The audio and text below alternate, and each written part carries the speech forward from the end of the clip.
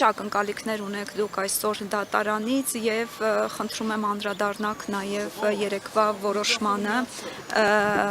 Փեցի հետ կապված։ Ճիշտն ասած, միշտ շեշտել եմ, որ լինելով հայ առաքելական եկեղեցու հետևորդ, միշտ հույսը վերջինն եմ մահանում, բայց առանձնապես ակնկալիքներ չունեմ այն առումով, ինչպես նախորդ անգամներ, այս անգամ էլ որևիցե իրավական, այսպես գործ, որպես այդպեսին չկա, որի պատճառով մտածենք միգուցե սենց, միգուցե նենց, բայց կարծում եմ, որ իշխանությունների գործելավոճը կոնկրետ Սամվել Կարապետյանի հետ կապված չհաշված մյուս դեպքերը ենթադրում են վախ պարոն Կարապետյանից դուրսը լինելով ինչպիսի կոնսոլիդացիա, ինչպիսի համախմբում կարող է ապահովել, դա է պատճառը, որ իրանց այս պահին, այսպես ասած, ձեռք է տալիս, որպեսզի ազատության մեջ չլինի։ Ինչ վերաբերում է երեկվա այդ ֆարսին, շոուին, որովհետև ինչպես հայտարարել էի, մենք մասնակցել ենք միայն մի բանի համար, որպեսզի մեր հասարակությունը տեղեկացված լինի, թե ինչ են անում։ Եթե կարծում եմ դուք հետևել եք, մեր ազգաբնակությունն էլ է հետևել եւ տեսել եք ինչպիսի այսպես կոնկրետ փաստերով, հիմնավորումներով կոտրում ենք իրենց բերածը, այնտեղ նպատակը առանձնապես փաթեթավորումն էլ չէր, այնքան դատարկ, այնքան սուտ, հասարակ օրինակ, բերում են վկաների ցուցմունքներ ընդամենը մեր աշխատակիցների նախկին, մեր համար նախկին հիմա գործող, մենք ասում ենք ցուցմունքները հակասում են եւ այստեղ այդ քաղաքական գործերով հիշում եք, չէ՞, մեկ ոստիկանի ցուցմունք, ես դրա ունը դրել եմ մեկ ոստիկանի ցուցմունք, միջնորդում ենք, ասում ենք մարդկանց հրավիրեք այստեղ, վերջնաշով վարչական վարույթ է կարող ենք հարցաքննել, ուղղակի մերժում են։ Ու այսպես եվրոպեական հանձնաժողովի անդամների այնքան ափսոսում եմ, որ ճանաչել եմ այլ կերպ, բայց երեք տեսա ամբողջությամբ ուրիշ բան, որովհետև լավ պատվերը կատարելու ձև էլ կա, գոնե այդ ձևական կողմը այսպես պահեին։ Եվ շատ կարևոր հանգամանք է, որ այդ նշված հանձնաժողովի նախագահը 3 օր անընդմեջ իմ այսպես նույն սենյակում գտնվելով հանդերձ տեսել եք իմ հարցադրումներին, որ եթե պատասխան չունին, դուրս գալուց հետո բրիֆինգ է անում, մտքեր է արտահայտում, բացարձակ սուտ, կարծում եմ բժշկի դիմելու կարիք ունի։ Դե կաշկանդվածությունը երևում էր ամբողջ նիստի ընթացքում։ Ժամանակավոր կառավարիչը աչքը թերթում էր, ինքը արդեն գիտեր ինչ պետք է անի, կարծում եմ բժշկի պիտի դիմի, ներողություն ավարտեմ, էլի բժշկի պիտի դիմի հանգարց այդ բանի պատմություն ասում, իսկ դուք ինչ մտածեցիք։ Ես օրինակ կարծում եմ բժշկի պիտի դիմի լսողության եւ տեսողության հետ կապված, որովհետեւ եթե հիշում եք, իրենք ասեցին մի կողմից դիմում եք սակագինը իջեցնելու, մյուս կողմից ներդրումային ծրագիր եք բերում, որով բարձրանալու է, ես հրապարակեցի ձայնագրություն, որտեղ հստակ նշում եմ, որ մեր շահույթի հաշվին։ 3 նորից ինքը հայտարարում է նույն բանը։ Ես երևի ինչ-որ նեղ մասնագետներ պետք է զբաղվեն այդ մարդկանցով, էլի որ ինչպես կարելի ասենք, լինելով ձայնագրությունը կա, դու այդտեղ եղել ես, գիտես ամբողջությամբ եւ նաեւ այդ թվաբանական մանիպուլյացիան նորից։ Չեմ հավատում, որ անգրագետ են,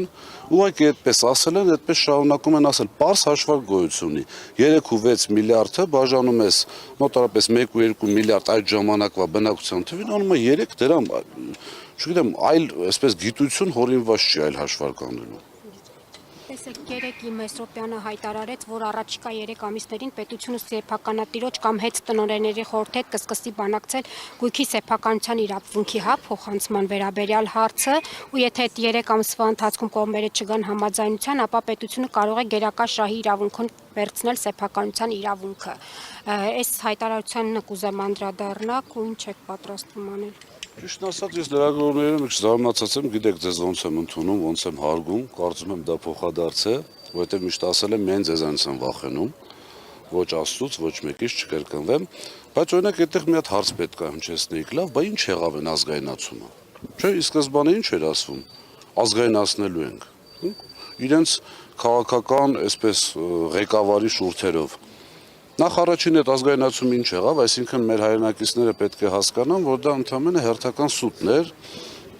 եւ երկրորդը այն սցենարը, որը որ օրենքով նախատեսված էր, այսինքն ինչ է կատարվելու, առաջարկ են անելու,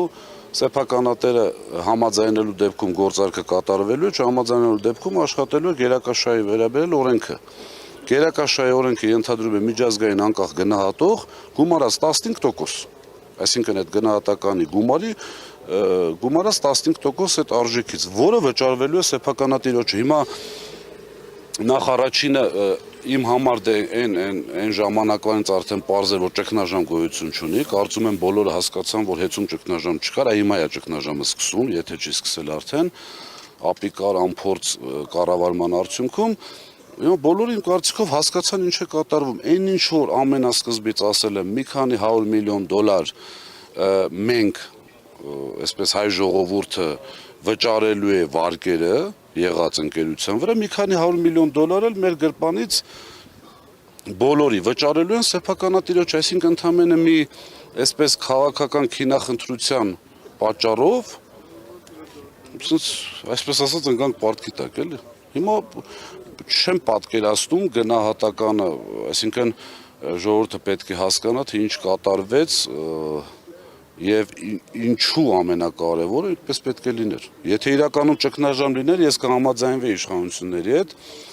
այն առումով, որ այո, դե ճգնաժամը վերցրել են կառավարում ենք, ռազմավարական օբյեկտ է եւ այլն, բայց բոլորս տեսնում ենք, որ ճգնաժամ չկար։ Այսինքն քաղաքական process-եր ի սկզբանե։ Պարոն Ղազինյան, գին կա, թե ինչ արժեհեց է, օրինակ մի քանի օր առաջ վարչապետ Նիկոլ Փաշինյանն ասում էր, դե գին կասենք, կմտածենք, եթե օրինակ թանկ լինի, արդեն կփորձենք ինչ որ մասնավոր ընկերություն գտնել։ Ես զարմանում եմ, որ դուք այդ հայտարարություններին հետևում եք, որ մի հայտարարությունն է եղել ճիշտ։ Պարզ նույն ձեր կողմից նշված անձնավորությունը շատ լավ գիտի մոտարկված արժեք է, այսպես ասած շուկայական շատ լավ գիտի, որ պետությունը չի կարողանալու դա ձեռք բերել, այսինքն ներգրավելով $100 միլիոն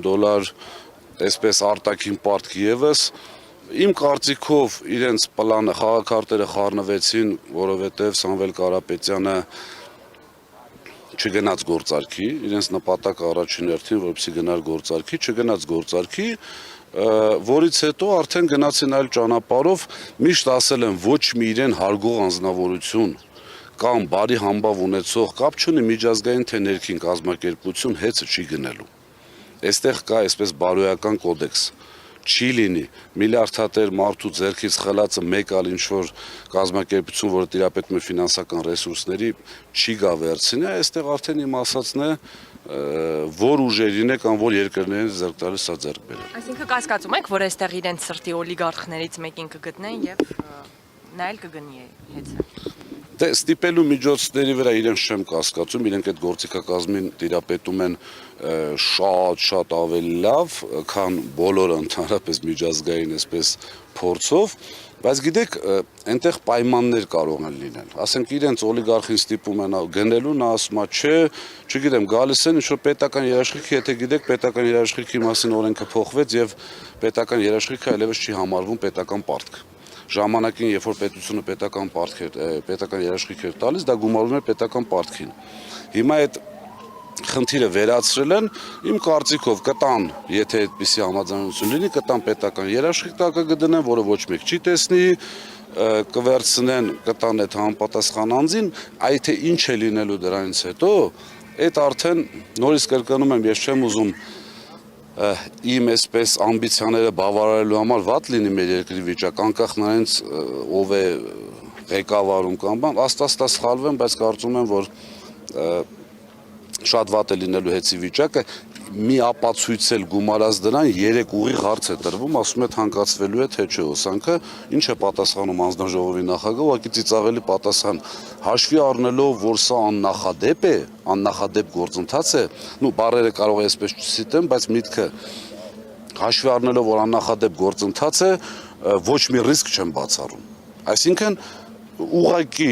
վախեցավ հայտարարի, որ չի բարձրանալու սակագինը։ Այն դեպքում կրկնում եմ բոլորի համար, Սամվել Կարապետյանը հայտարարել էր, որ 10 տարի չենք թանկացրել եւ աստարել չենք թանկացնելու։ Նույն սուբյեկտը երեք ասում է իսկ ով կարող ասի թանկացնելու ենք թե չենք թանկացնողը միայն հանձնաժողովն է։ Սամվել Կարապետյանը հայտարարել է, որ մենք հայտով հանդես չենք գալու, որպեսզի թանկանա։ Մնացած արտադրողների մասով, մյուս մասնակիցների մասով իհարկե հանձնաժողովը կարող է թանկացնել։ Ներեցեք, այսպեսի մի հարց, իսկ կարող են նախընտրական շրջանում էժանացնել, հետո նորից բարձրացնել։ Կարող է այդպիսի սցենար լինել։ Մոտավորապես ճանաչելով իշխանությունների գործելավոճը ես ոչինչ չեմ բացառում։ Պարոն Ղազիմյան, ի վերջո հետի հետ կապված այս ամբողջ գործընթացը ինչ ազդեցություն կարող է ունենալ Հայաստանի միջազգային ներդրումների վրա եւ այս ընթացքում խոսել եք ձեր գործընկերների հետ միջազգային իրանք առհասարակ ինչ են մտածում եւ արդյոք պատրաստվում եք որևէ դուրսում որևէ հետազոտություն անել, թե դրա կարիքը չկա, ամեն ինչ բարձր է։ Չէ, բանի մասով, ներդրումների մասով թվերն են հրապարակվում, տեսնում եք, որ խայտարակ վիճակում են, որպես այդպիսի ներդրում չի կարող լինել, բայց նորից կրկնում եմ, գիտեք,